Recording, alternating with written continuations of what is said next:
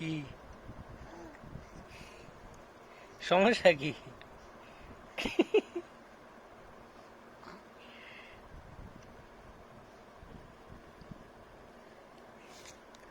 গাও একটু আগে কি কইতাছিল কও আবার শুনি।